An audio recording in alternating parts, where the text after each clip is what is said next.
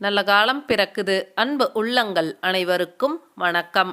மிதுனம் ராசிக்காரர்களுக்கான 2025 கூறிய குரு பெயர்ச்சி பலன்களைத்தான் இந்த பதிவில் பார்க்க போகின்றோம்.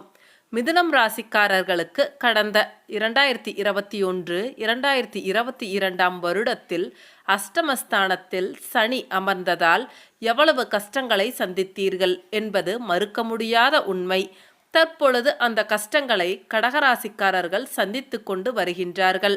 ஆனால் அப்பொழுது ஆரம்பித்த கஷ்டங்கள் இன்னும் மிதுனம் ராசிக்காரர்களுக்கு குறைந்த பாடில்லை என்பதுதான் உண்மை.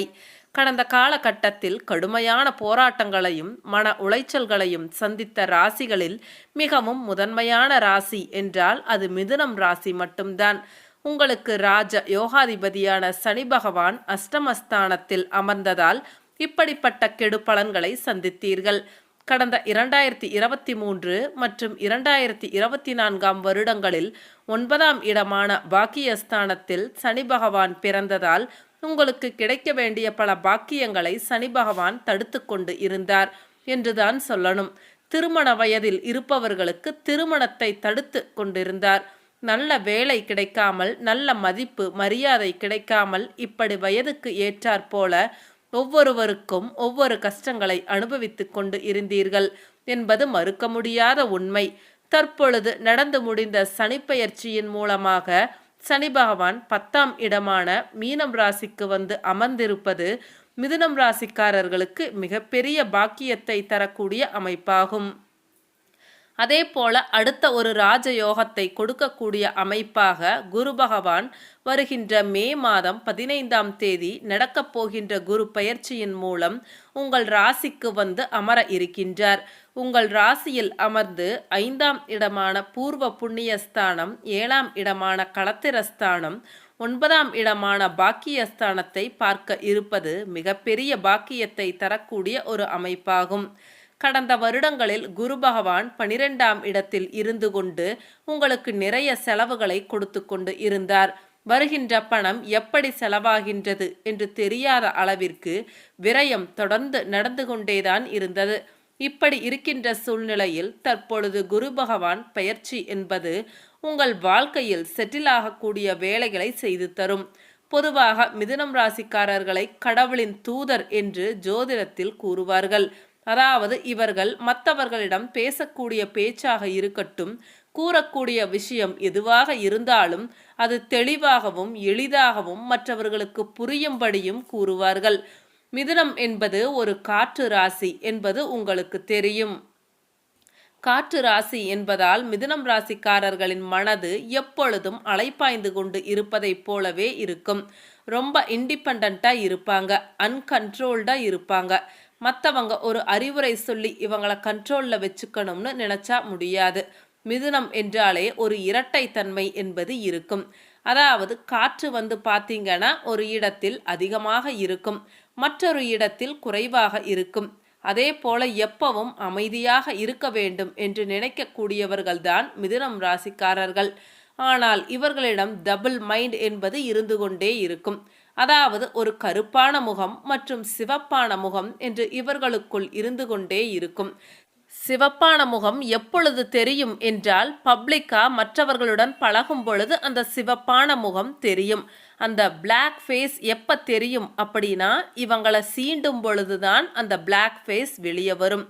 ஆனால் மற்ற நேரங்களில் இவர்கள் எப்பொழுதுமே ரொம்ப ஜென்யூனாக, அமைதியாக, ரொம்ப மென்மையான வாழ்க்கையைத்தான் இவங்க விரும்புவாங்க. அதே மாதிரி நிறைய விஷயங்கள் அனுபவிக்கணும்னு தோணும். ஆனால் இன்னைக்கு கிடைக்கும், நாளைக்கு கிடைக்காது. ஏனென்றால் மிதுனம் ஒரு காற்று ராசி. பர்சனல் லைஃப்பில் கொஞ்சம் நீங்கள் கவனமாக இருக்கணும். ஏன்னா உங்கள் கோபம் கூட வந்து பார்த்தீங்கன்னா திடீரென்று உச்சத்துக்கு போகும். அடுத்த ஒரு 5 நிமிஷத்தில் நார்மல் ஆகிடுவீங்க. சம்டைம்ஸ் இவங்க கிட்ட லேசினஸ் இருக்கும். அதே போல் ஒரு சயின்டிஸ்ட் மாதிரி எப்போவுமே இவங்க பிரெயின் எதையாவது யோசித்து கொண்டே தான் இருக்கும். இவங்க கிட்ட நம்ம பேசும் பொழுது ரொம்ப தெளிவாக பேசணும். சில விஷயங்கள் உடனே நடக்க வேண்டும் என்று நினைப்பீங்க, ஆனால் அது நடக்காது. அப்புறம் நீங்களே உங்கள் மனசை மாற்றிக்குவீங்க. ஏன்னா காற்று என்றால் மாற்றத்தை விரும்பக்கூடியது. அதேபோல புதன் எப்பொழுதும் புத்திசாலித்தனமாக செயல்படும் என்பதால் இவர்கள் எப்பொழுதும் சிரித்துக்கொண்டே இருக்க மாட்டார்கள் என்பதையும் மற்றவர்கள் புரிந்து கொள்ள வேண்டும். அதே மாதிரி இவங்களோட நண்பர்கள், உறவினர்கள் யாராக இருந்தாலும் உண்மையான அன்பை வைப்பார்கள். குட் குவாலிட்டியாக இருப்பார்கள்.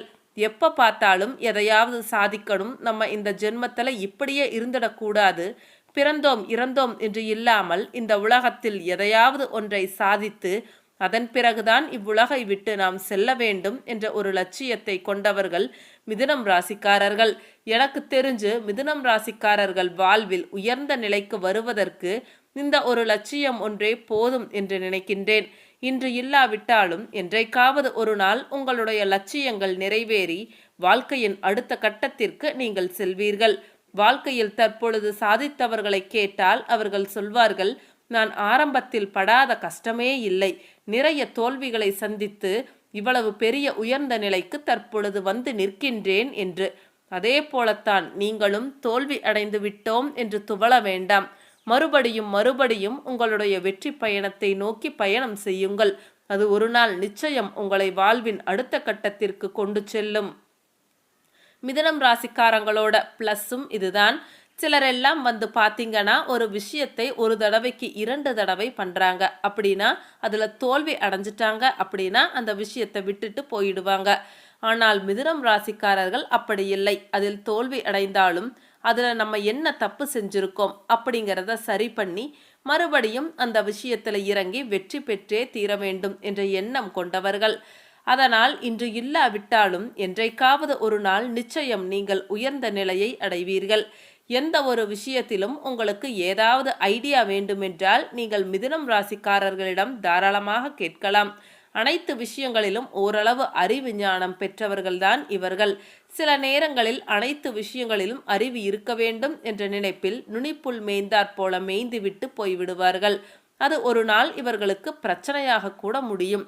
எனவே கற்கின்ற விஷயத்தை நன்றாக ஆழமாக முழுவதுமாக கற்றுக்கொள்ள பாருங்கள். இவர்கள் கற்கின்ற அறிவை வைத்து தனக்கான ஒரு விஷயத்தை உபயோகப்படுத்திக் கொள்கின்றார்களோ இல்லையோ, இவர்களை சுற்றி இருப்பவர்களுக்கு அது பெரிதும் பயன்படும். ஏனென்றால் காற்று ராசிக்காரர்கள் மிகவும் அறிவாளிகள். அதனால் மற்றவர்களுக்கு ஆலோசனைகளை மிக சரியாக கூறுவார்கள். அதே மாதிரி ஒரு சிலருக்கு ஒரு விஷயத்தை உள்வாங்கிக் கொள்கின்ற தன்மை என்பது ரொம்ப குறைவாகத்தான் இருக்கும். ஒரு விஷயத்தை ஒரு தடவைக்கு 3 தடவைக்கு மேல் கூறினால் மட்டுமே அவர்கள் புரிந்து கொள்வார்கள். பட் உங்களுக்கு ஒரு தடவை சொன்னா போதும், அந்த விஷயத்தை கப்புன்னு பிடிச்சுக்குவீங்க. அந்த அளவிற்கு சார்பா இருப்பீங்க. சரி, வாங்க மிதுனம் ராசிக்கான குரு பெயர்ச்சி பலன்களை பார்க்கலாம். வியாழன் கிரகம்தான் தேவர்களின் குரு என்று அழைக்கப்படுகின்றார். என்னதான் நாம் பணம் பொன் பொருளோடு இருந்தாலும் இவர் மனம் வைத்தால் மட்டுமே அவை அனைத்தும் நிலைத்து நிற்கும். அதிர்ஷ்டம், மகிழ்ச்சி, திருமணம், யோகம், செழிப்பு ஆகியவற்றின் காரணியாக விளங்கும் குரு பகவான் ஒருவருடைய ராசியில் சுபமாக இருந்தால் அவருக்கு அதிர்ஷ்ட மழைதான். அதே போல குரு பகவானின் அனுகூலமான நிலை மகிழ்ச்சியான திருமண வாழ்க்கையை தரக்கூடியவை. விரயத்தில் குரு இருக்கின்றதே என்று அனைவரும் ஒரு அச்சத்தில் இருந்தீர்களே, அதற்கு இப்பொழுது பெரிய பதில் கிடைத்துவிட்டது. அதாவது குரு பகவான் நன்மை செய்யாத இடத்தில் இருந்து தற்பொழுது நன்மை செய்யும் இடமான ராசிக்கு வருகின்றார். ஆல்ரெடி கிடைத்து கொண்டிருந்த சில தீமையான பலன்கள் அப்படியே மட்டுப்படும் என்பது உண்மை. எனவே இந்த குரு பெயர்ச்சியான ஒரு வருட காலத்தில் குரு பகவான் உங்களுக்கு அனைத்து நன்மைகளையும் வாரி வழங்குவார் என்பது நிச்சயம். இதுவரை செலவுகளால் வாடி இருந்த உங்கள் மனம் மலரும். நன்மைகள் தேடி வரும். பெரிய கஷ்டங்கள், நோய்கள் இருப்பது போன்ற மன பிரம்மைகள் விலகும். என்றாலும் ஆரோக்கியத்தில் அக்கறை செலுத்துவது நல்லது. உடற்பயிற்சி, யோகா, தியானம் போன்றவற்றை தொடர்ந்து செய்து வாருங்கள். அவ்வப்பொழுது இரத்தத்தில் சர்க்கரை அளவை பரிசோதித்துக் கொள்ளுங்கள். ராசிக்கு 5ஆம் வீடான பூர்வ புண்ணியஸ்தானத்தை குரு பகவான் பார்ப்பதால் குடும்பத்தில் நற்பலன்கள் அதிகரிக்கும். பிள்ளைகள் பற்றிய கவலைகள் விலகும். அவர்களின் கல்வி, திருமணம் தொடர்பான முயற்சிகள் பலிதமாகும். பித்ரு காரியங்கள் முறையாக செய்ய தடைப்பட்ட சுப காரியங்கள் தேடி வரும். குலதெய்வ கோவிலுக்கும் ஒரு முறை போய் வழிபாடு செய்து வருவீர்கள். திருமணம் ஆகி பல வருடங்களாக குழந்தை பேறு இல்லாமல் பல பேருக்கு மத்தியில் அசிங்கப்பட்டு அவமானப்பட்டு கொண்டிருக்கும் பெண்களுக்கு அடுத்த ஒரு வருடத்திற்குள் நிச்சயம் குழந்தை பிறப்பதற்கான நற்செய்திகள் கிடைக்கப் பெறுவீர்கள். யாரெல்லாம் உங்களை கேவலமாக பேசினார்களோ அவர்கள் மத்தியில் நீங்கள் மிகவும் கௌரவமாக நடத்தப்படுவீர்கள். ராசிக்கு 7ஆம் வீட்டை குரு பகவான் பார்ப்பது மிகவும் அற்புதமான விஷயம். குடும்பத்தில் இதுநாள் வரை இருந்து வந்த பிரச்சனைகள் விலகும், அமைதி பிறக்கும். கணவன் மனைவிக்கு இடையே இருந்து வந்த ஈகோ பிரச்சனை விலகி கருத்தொற்றுமை ஏற்படும். திருமண முயற்சிகள் கைகூடும். மிகவும் வயதாகிவிட்டது, எனக்கு இன்னும் திருமணம் கைகூடி வரவில்லை என்று ஏக்கத்தில் இருப்பவர்களுக்கு அடுத்த ஒரு வருடத்திற்குள் நிச்சயம் திருமணம் கைகூடி வந்து வீட்டில் மழலை சத்தம் என்பது கேட்கப் போகின்றது. ராசிக்கு 9ஆம் வீட்டை குரு பகவான் பார்ப்பதால் தந்தையின் ஆரோக்கியம் மேம்படும். அவர் மூலம் எதிர்பார்த்த பணம் வரும். பூர்வீக சொத்து தொடர்பான பிரச்சனைகளில் சாதகமான தீர்ப்பு வரும். வெளிவட்டாரத்தில் மதிப்பும் மரியாதையும் அதிகரிக்கும். வியாபாரிகளை பொறுத்தவரை சந்தை நுணுக்கங்களை கற்றுக்கொண்டு பெரிய முதலீடுகளை செய்யுங்கள். வேலையாட்களிடம் வளைந்து கொடுத்து போங்கள். கடைக்கு வரும் வாடிக்கையாளர்களை அன்பாக நடத்துங்கள். மற்றவர்களின் அறிவுரைகளை கேட்டு புதிய துறையில் முதலீடு செய்ய வேண்டாம். என்றாலும் லாபம் அதிகரிக்கும். அக்கம் பக்கம் கடைக்காரர்களை பகைத்து கொள்ளாதீர்கள். உத்தியோகத்தில் சவால்களில் வெற்றி பெறுவீர்கள். கௌரவ பதவிகள் வரும். சக ஊழியர்கள் உங்களை பற்றி அவதூறாக பேசினாலும் அவர்களை பகைத்து கொள்ள வேண்டாம். மேல் அதிகாரிகள் மதிப்பார்கள். தேர்வில் வெற்றி பெறுவதன் மூலம் பதவி உயர்வும் சம்பளமும் கூடும். நவம்பர், டிசம்பர் மாதங்களில் நினைத்ததை முடிப்பீர்கள். ஆனால் அவ்வப்பொழுது மறைமுக எதிர்ப்புகளையும் சந்திக்க வேண்டி வரும். முக்கியமாக பெண்களுக்கு இந்த குரு பயிற்சி அனைத்து வகையிலும் அற்புதமாக இருக்கும். அடுத்த ஒரு வருடத்திற்குள் மிதுனம் ராசிக்காரர்கள் அனைவரும் இப்பொழுது இருக்கும் நிலைமையில் இருந்து உங்களின் வளர்ச்சியானது 2 மடங்கு மேல்தான் இருக்கும் என்று உறுதியாக கூறிக்கொள்கின்றேன். ஏனென்றால் சனி பகவான் 10ஆம் இடத்தில் இருப்பது மிகவும் நன்மையை செய்யக்கூடிய ஒரு அமைப்பு. அதே போல குரு பகவானும் இப்பொழுது நல்ல நிலைமையில் இருக்கின்றார்.